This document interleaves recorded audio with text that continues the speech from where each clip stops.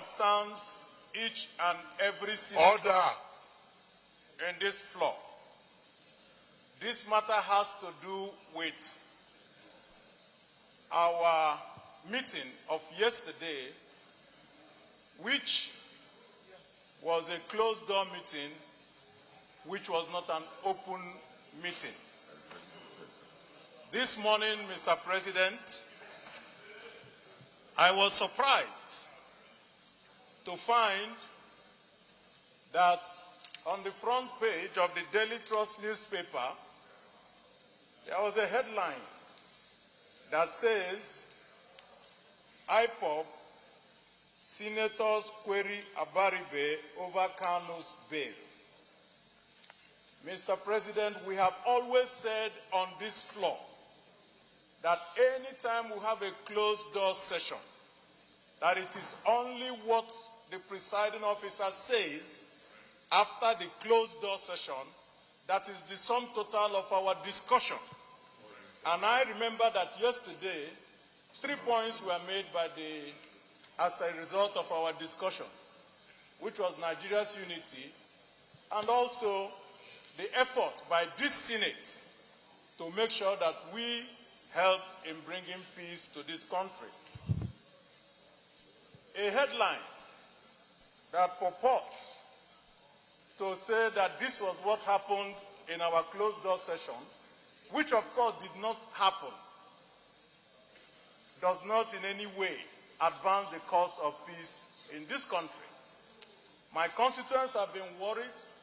They have called me and they have been asking me, and I've told them that it is not true and that I will bring it up on the floor and ask this entire Senate to please help us to ask Daily Trust to be able to produce whoever gave them this erroneous and misleading information.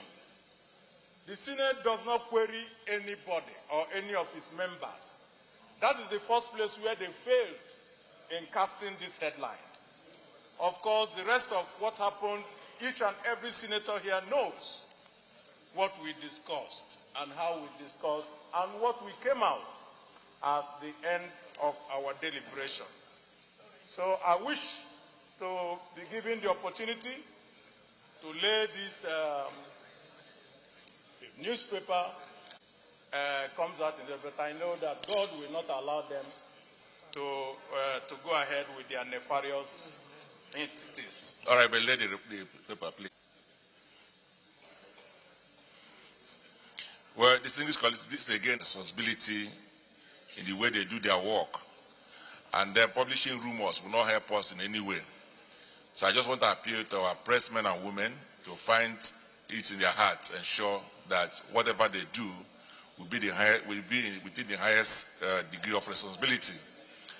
And I am sure that all of us know that no such thing happened during our closed-door session. And to our colleagues, I believe that closed-door session should be closed-door session. Whatever happens there should end there. And whatever is reported as the outcome of that closed-door session should be the official position of the Senate, unless the spokesperson of the Senate indeed gives further clarification. Outside that, any other thing should be regarded as rumor. So I just want to appeal that we maintain some level of responsibility in reporting what transpires in both the closed-door session and indeed in all our sessions, so that the Nigerians will also know that both the press and the parliament are working together in the best interest of our country. So it's well noted, Abaribe. So I refer it to the Committee of Ethics of our Committee on Ethics to investigate what happened. Senate Leader.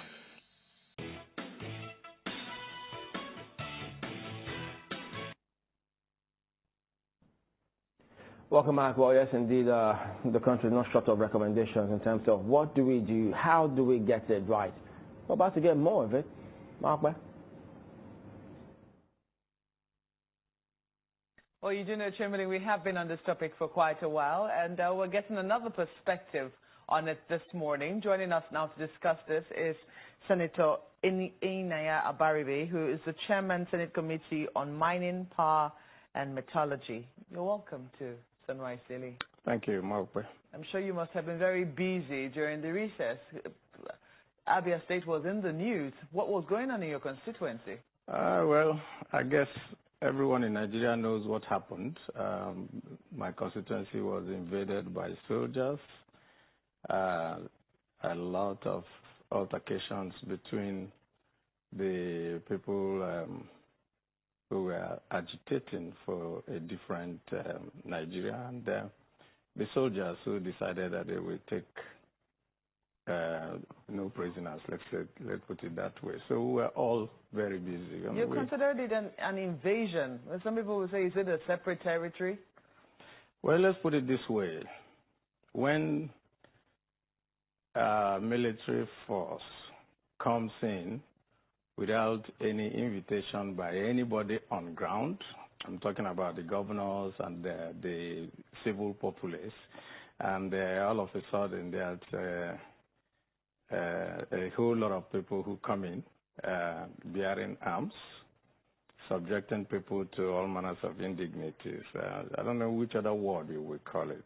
The Commander-in-Chief needs an invitation to be able to go to a state? Nope. The Commander-in-Chief said, not just the Commander-in-Chief, the Army said that they were going to conduct an exercise. And they put a date for to conduct that exercise. And that date was the 15th of September. On the 11th, there was this whole influx, which means it's about 4 days or 5 days before then. So what else are you going to say? You're going to actually assume that it wasn't part of the exercise. I remember also at that time that I called the police commissioner when people were calling me and saying, this is what is going on here. And the police commissioner told me, oh no, everything is calm, we don't have any problem. So I assumed, and I think also the reports had it, that when the army was interrogated to say, why would you do this? They said, oh, we are testing repaired military vehicles and all that. And of course we asked. That was what the Army said? That's yes. Just take all the timeline. I had the privilege of interviewing the Chief of Defense Staff, and I said that was a statement released by the police. Yeah. I mean, that was what the police said the Army said they were doing. He said he's not aware of that statement, and that's not what he was told on the ground. But nevertheless, I mean, I think the controversy will continue. We've moved past that now. The federal government has prescribed IPOB. Yes. It doesn't sound like something that the Southeast Senate caucus is supporting. Is that right? Of course. You don't support it? We don't support it. We think that it was an overkill. We think that it was giving a dog a bad name to hang it. Because we felt that, first of all, there are procedures that you use to go towards proscription. It wasn't followed. It was after the fact of proscription that the procedures were now followed.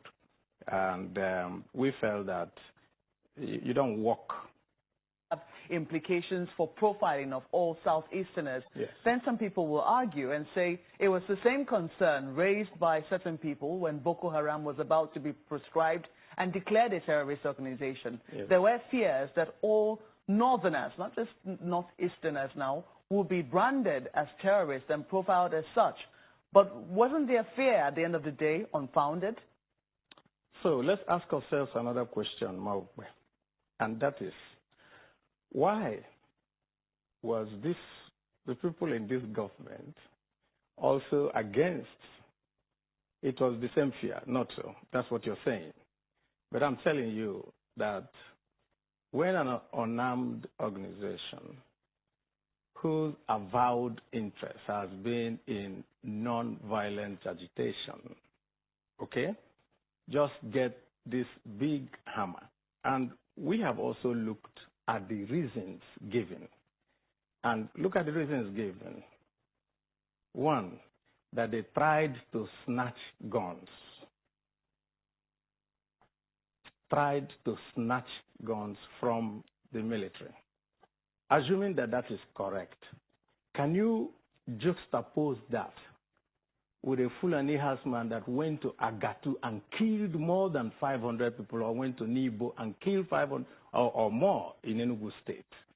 This is not trying to snatch. It is now and then somebody from this same government sits on this chair and says, oh, that is criminal. That's not terrorism. And you want people from the Southeast to feel that they are a legitimate part of this country, treated fairly and equally. The real issue for us is that, and we made it very clear, is that what everybody wants is a Nigeria that is fair to all.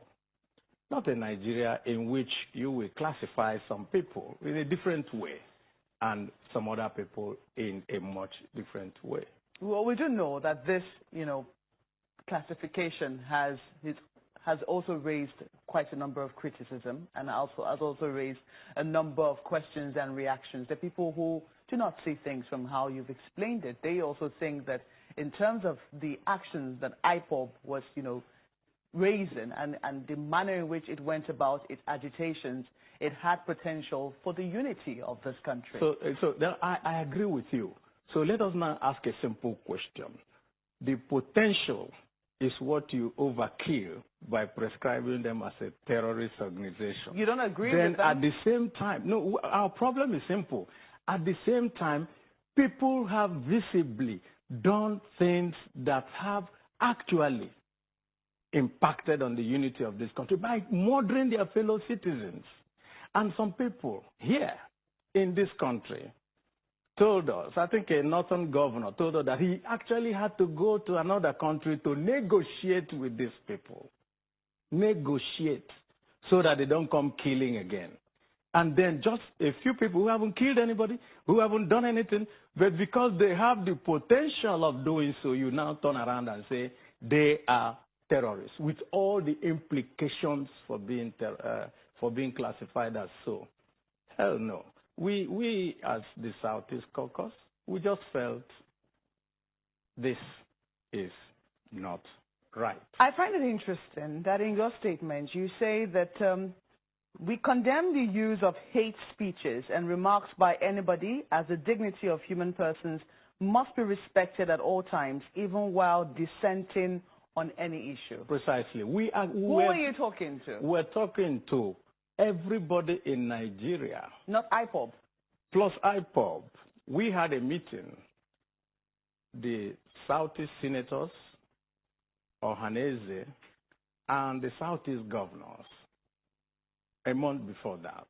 And we all came and did a communique in which we said we condemned in all entirety this use of uncouth and foul language. We said that. The point is really what we see, which is also the same type of profiling that we have. We do things, and there's a glossing over of whatever we do. We try to talk to the people who are doing the agitation to tell them to tamp down, and then we're told, oh, you're consulting with those who are doing agitations. And the point is this. If the Southeast Caucus meets with the IPOB members in order to find peace, would you now say that it is support?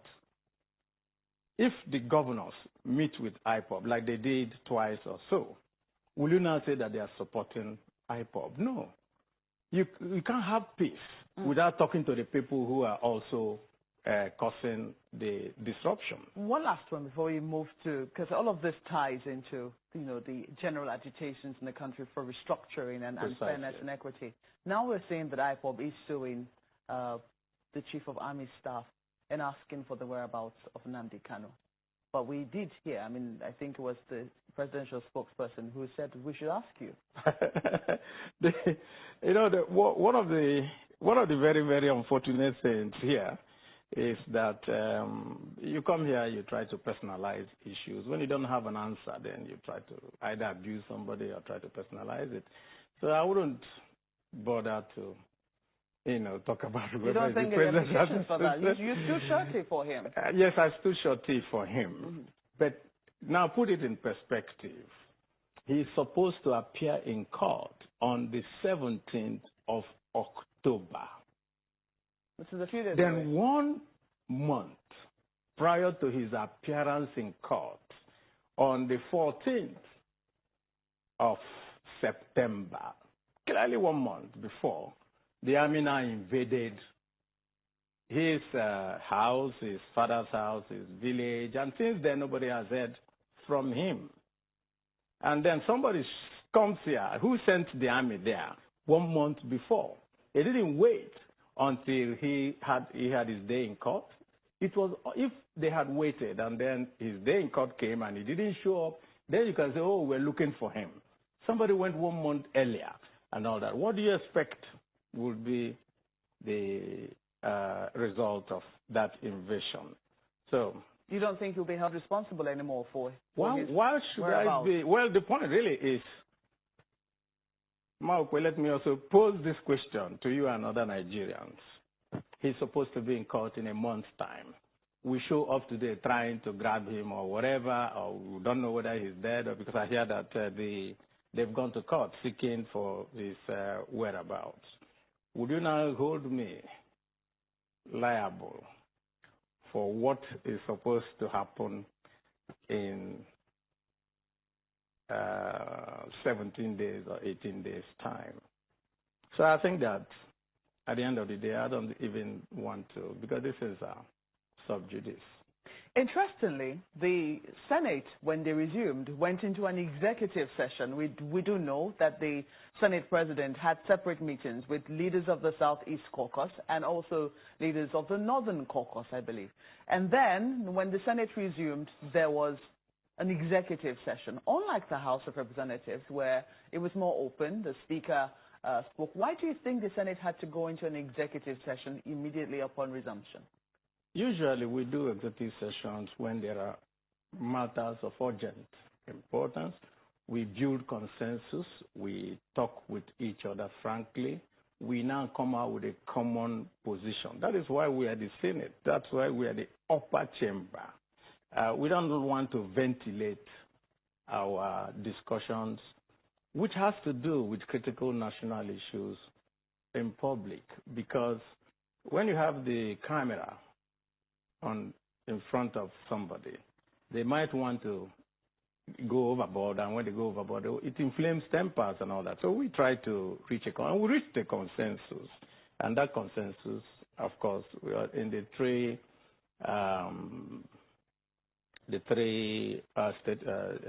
steps that the Senate President listed out. And the most critical one, of course, for us was the fact that the Senate will take all measures, all avenues to be able to bring peace and lasting peace to all parts of the country where there is agitation.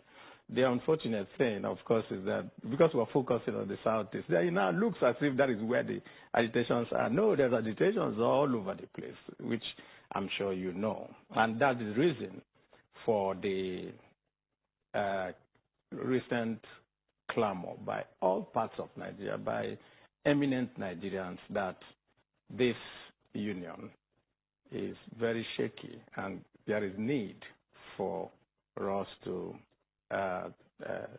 shore up the foundations of this union, let's put it that way. Senate seeks an avenue to make sure peace is restored in all parts of Nigeria, and then they also say all groups seeking to achieve agitation should do so through constitutional means. Precisely. What does that mean then for all the groups that are, we've heard from the Southern Leaders of Thought, we've heard from the Southern Leaders Forum, we've heard also from Ohaneze, we're hearing also from the Southeast Senators Caucus. What exactly are your colleagues from the North saying? They're very supportive of the fact that the agitations and all that must be looked into, and they must be looked into, and they're also supportive of the fact that we call on everybody that you should use the constitutional means of doing your agitations. And that nobody is against that. That is why it came out as our communique. Constitutional means what? Because some people say that the changes that this country needs, the moves that it needs to make to be able to restructure cannot be done through the National Assembly. In fact, some groups believe that we need an entirely new constitution, and as such, that is totally outside the limits of the National Assembly. Precisely. Let's put it this way, too. There is already a National Assembly in place. There's already a constitution in place. So that means that there are also avenues within the constitution for you to be able to have discussions with various parts and various groups. That is why you have representatives. You understand? Those who say, oh, it cannot be done under this, I think that they probably are also those who have lost faith in Nigeria. I don't think. We believe that there are still possibilities for us to be able to get to where we want to go under this constitution.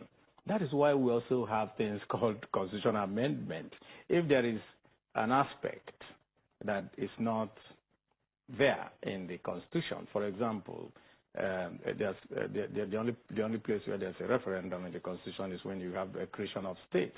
But suppose you want a referendum on other things that don't have to do with that, then that means we have to amend the constitution to insert that provision. And once we all agree, then that goes ahead. It's just a question of each and every one of us agreeing that this is the best way forward. And how do you do that? You're going to do it by discussions, by interactions, by deliberations, and by consensus building. Some people will say that the House of Reps seem to be more progressive than the Senate in that regard in terms of consensus building. If you look at, for instance, their votes on the devolution of power, they nearly got two-thirds majority. Looking at their numbers, 210 of them voted yes, and just 71 voted no. If you look at the figures in the Senate, you have 46 voting yes and 48, even more, voting no. Yes. So what do you think is responsible for that disparity seen between both chambers of National Assembly? Well, maybe the level of information that people have.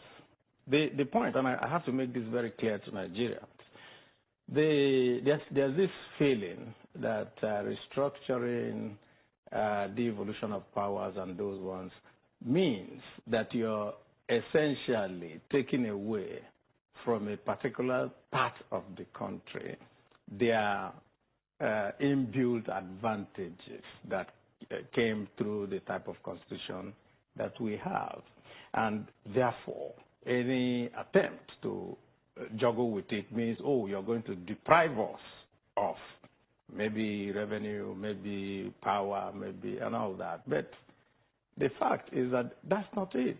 I think what restructuring, to my own mind, means is changing the structure of this country such that the component units that make up the country do not continue along this path of what, for a better word, somebody described as a feeding bottle democracy, and actually bring a democracy that people contribute, compete with each other, make their best way forward. And those from the northern part of the country who feel that, we're going to be poorer and all that, actually are going to be the richest part of the country. And I'll tell you why.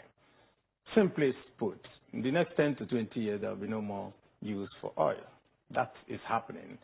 Countries are now moving away from fossil fuels to this. And so, well, but people must eat. Agriculture is going to be the next frontier, just like it used to be for Nigeria. And where do you really have this? It's the same. No, that's where you have the land, you have everything.